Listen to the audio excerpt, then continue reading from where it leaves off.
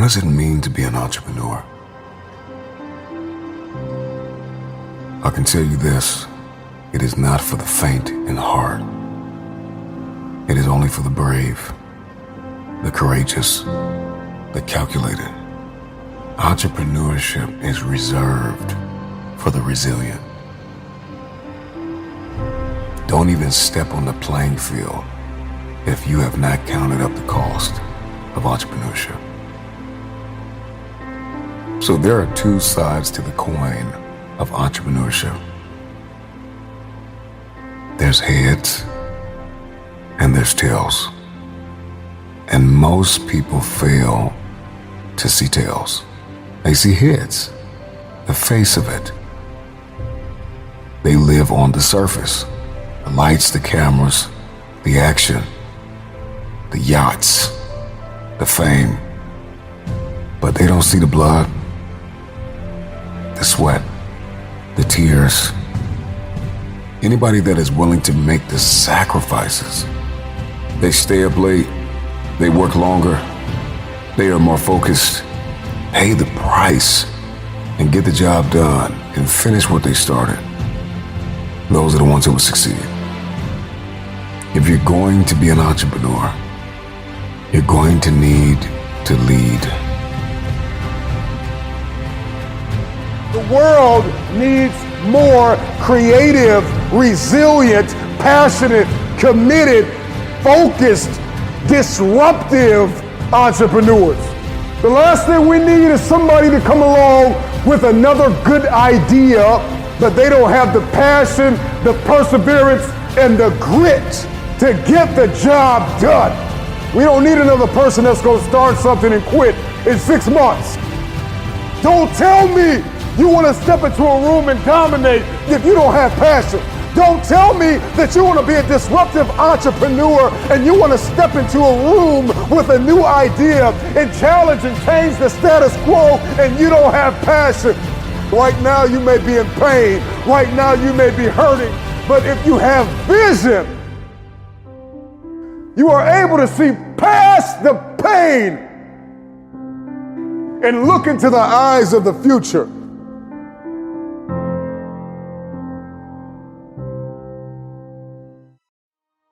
Your perspective can either become your prison or your passport.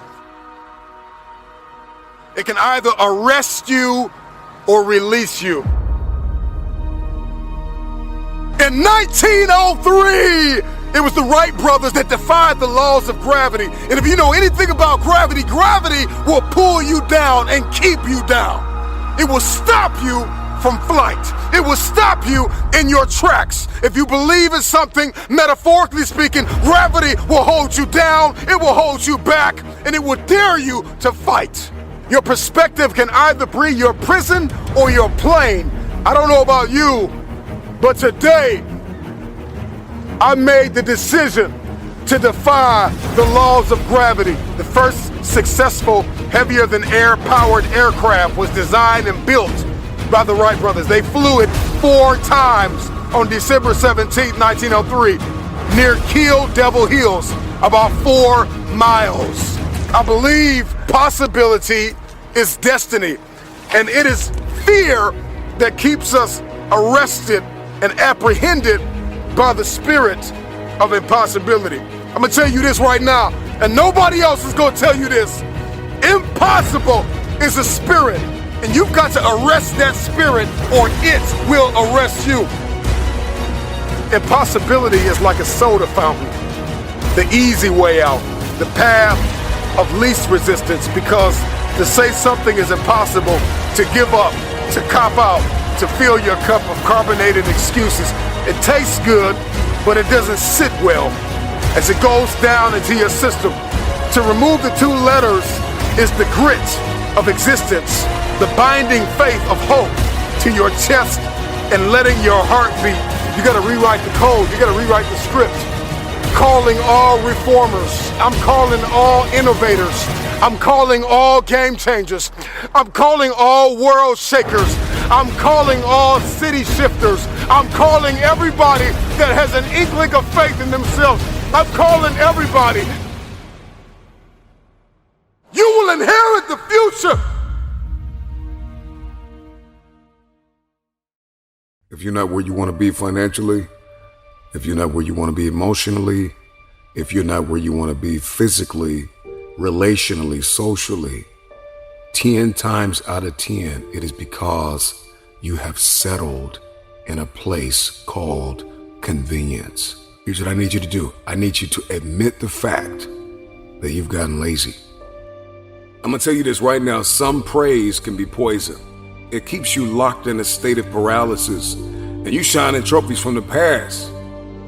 And that's why you always hear those people from the past like, yeah, remember back in the day when I used to do this. Remember back in the day. They're still shining the trophy of the past accomplishments. So sometimes we can receive praise like a venomous snake that injects its poisonous venom in our veins and in our heart that causes us to stay locked in a state of paralysis. And I'm still praising the work I've done.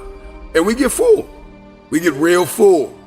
This is what happens when people keep telling you, you're so good, oh, you're so great, or you did so good 10 years ago, 5 years ago, 2 years ago.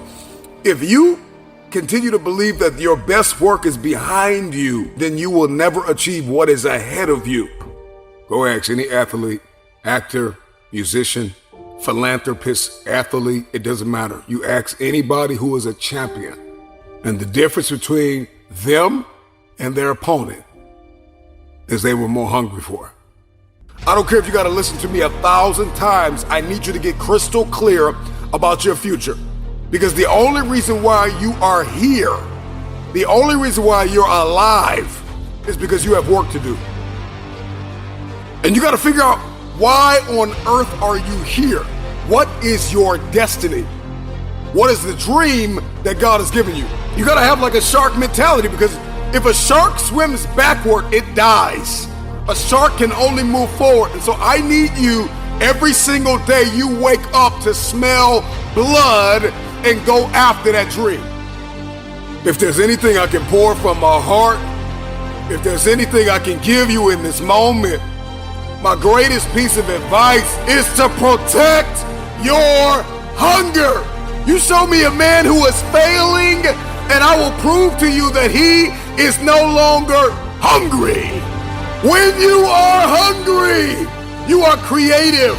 When you are hungry, you are innovative.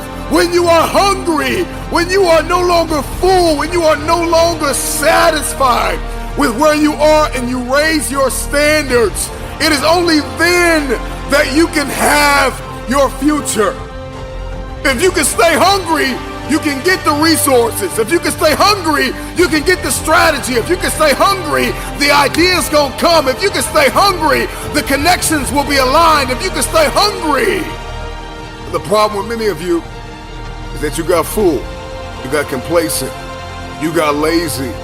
Somewhere along the line, you lost your enthusiasm, your optimism.